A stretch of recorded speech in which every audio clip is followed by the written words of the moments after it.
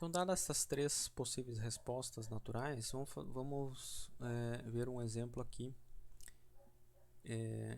tratando dos valores, aqui das condições, né, o tipo de resposta que a gente vai ter. Então, considerando um circuito RLC paralelo, em que L é 10 mH, o C, a capacitância é de 10 microfarad, certo? A gente utiliza aí, quando a gente não tem disponível o símbolo do Mi, né? Em muitos casos a gente utiliza um U minúsculo para nos referirmos também a 10 na menos 6, né? O símbolo do microfarad. Determine então os valores de R da resistência que causariam supostas respostas sobreamortecidas e subamortecidas. Então, no nosso caso aqui é só determinar os valores de R, né, da resistência que irá determinar estas condições. Então, vamos supor aqui que a gente tem um circuito RLC paralelo, ok?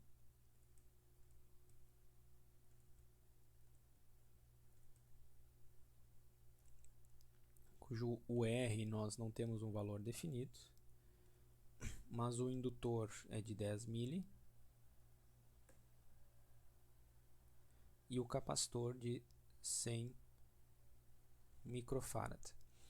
Então, como é que a gente inicia esse problema? Bom, vamos determinar os valores do alfa, coeficiente de amortecimento, que para o circuito paralelo nós vimos que é uma constante dada por 1 sobre 2RC,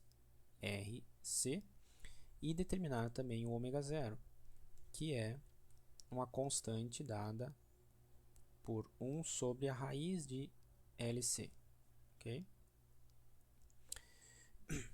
Então, o alfa,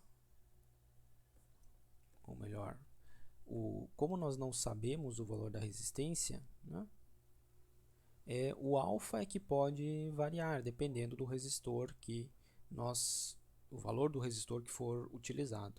O ômega zero ele depende apenas do capacitor e da indutância. Então, o ômega zero nesse circuito, independente do valor da resistência, ele já tem um valor definido. Então, o ômega zero ele é dado por ômega zero é 1 sobre raiz quadrada de, o indutor é 10 mili, ou seja, 10 vezes 10 na menos 3, vezes o capacitor de 100 micro, 100 vezes 10 na menos 6. Okay? Então, nós temos aqui no denominador, dentro da raiz, 10 elevado na 1, vezes 10 na menos 3, isso aqui resulta 10 na menos 2, e aqui temos 10 ao quadrado, né, que é o 100 vezes 10 na menos 6, vai dar 10 na menos 4. Produto dos dois, aqui, então 10 na menos 6, né, o total que a gente tem. Dentro da raiz, esse termo, então, ele vai ser,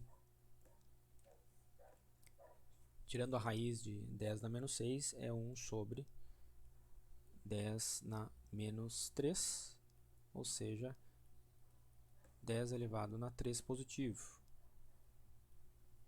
que é igual a 1000.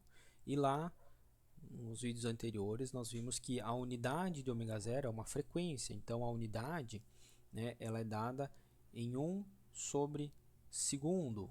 Né? Posso escrever assim, 1 sobre segundo. Ou podemos escrever, né, não está errado, que ômega zero é igual a 1000 Hz. Certo? Não é incorreto. Mas o mais usual é para a frequência ômega zero, como nós chamamos de frequência de ressonância, e nós vamos ver que ela, quando a gente fala de ressonância, quando nós falarmos de ressonância, ela está associada a uma oscilação senoidal e cossenoidal, portanto uma frequência aí, como vocês viram em circuitos 2, né? Lembra de circuitos 2 que nós utilizamos, né? O potencial V de t de uma função tem uma amplitude de 100 volts vezes um seno de um ômega t, né? É uma frequência radiana aqui dessa senoide, tá? Mais tarde nós vamos ver que vai surgir um sinal senoidal e cossenoidal. Então, o mais usual, essas unidades aqui elas não estão corretas, elas, né, são equivalentes, mas o mais usual é nós nos referirmos à frequência de ômega zero em termos de uma frequência radiana. Então, usarmos aqui o radiano por segundo, que também é equivalente, exatamente equivalente a 1 sobre segundo ou o hertz. Tá? Então, isso aqui é o mais usual, né? Utilizarmos aqui, nos referirmos à frequência radiana com a unidade de radianos por segundo. Tá?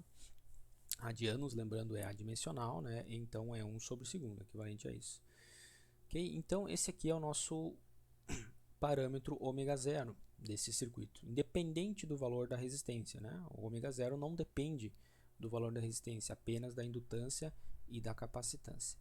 Portanto, para quais condições que nós teremos o caso sobreamortecido? Então, o sobreamortecido ele vai ser observado quando o alfa for maior do que ômega zero. Portanto, quando o alfa for maior do que 1000.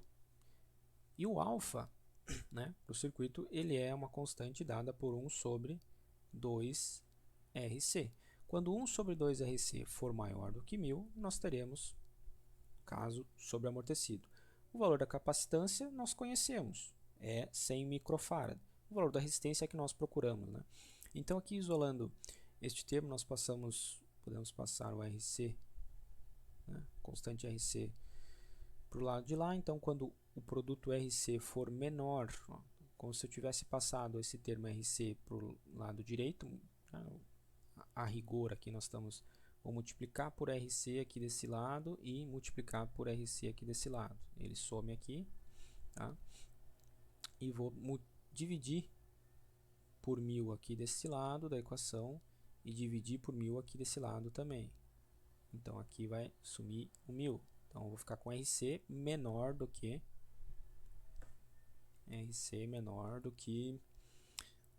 1 sobre 2R vezes 1000, ou 2000 vezes R, né?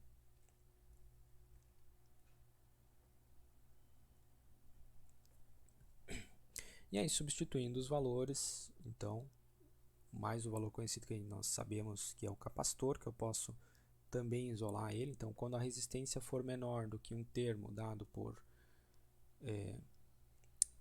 2R, não, né? O R já está lá do outro lado. Quando a resistência for menor que 1 sobre 2 vezes 10 na 3, vezes, também passando a capacitância lá para o outro lado, nem precisava ter, já podia ter deixado nesse lado da equação, né? Tudo bem, mas multiplicando pela equação aqui, que é 10,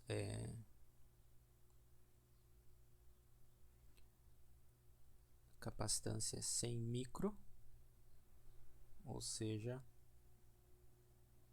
100 vezes 10 na menos 6, ou 10 na menos 4 farad, né? Então a capacitância aqui é 10 na menos 4. Então, quando o R for menor do que este valor, que vai resultar em este termo aqui,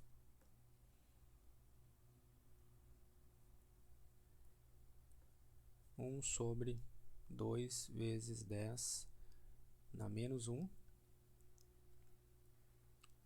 fazendo esse termo aqui da direita, né?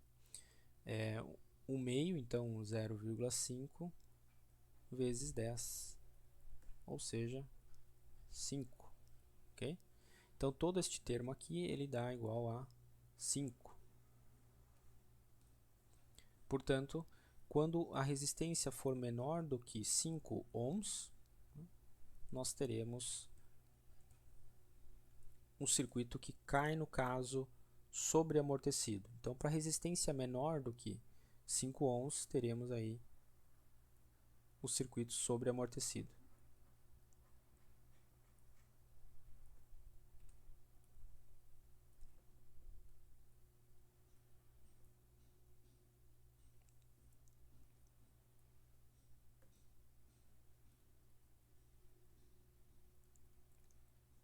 Para qualquer valor de resistência maior que 5 ohms, né?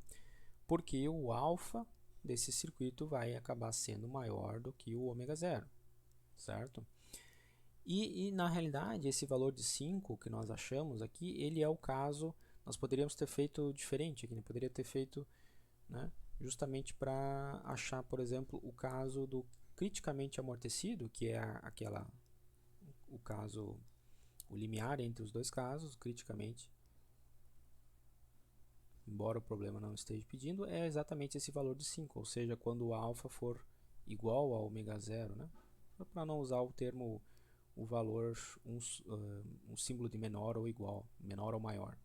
Então, quando o alfa, que é 1 sobre 2RC, for igual a o ômega zero, que vale 1000, aí nós podemos isolar aqui o valor do R, nós vamos achar exatamente o valor de 5 ohms. Ou seja, quando o resistor for 5 ohms, cai no caso teórico criticamente amortecido.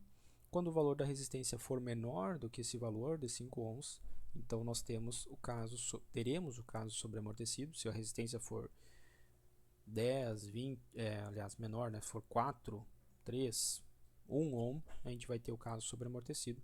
E para qualquer valor maior do que esse valor de 5 ohms, então com a resistência maior do que 5 ohms, nós vamos cair aí na situação em que o coeficiente alfa vai ser menor do que o coeficiente, coeficiente de amortecimento alfa vai ser menor que a frequência de ressonância, e aí, portanto, nós teremos a resposta natural subamortecida.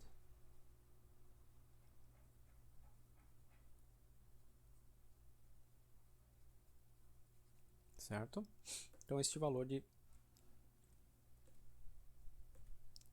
5 ohms, que é para o caso criticamente amortecido, exatamente da resistência, né? Exatamente a condição de que ali limite, né? Uma resistência um pouco maior ou muito maior do que 5 ohms vai levar para uma resposta sobreamortecida do circuito, e uma resistência menor do que 5 ohms vai levar o circuito para uma resposta natural sobreamortecida.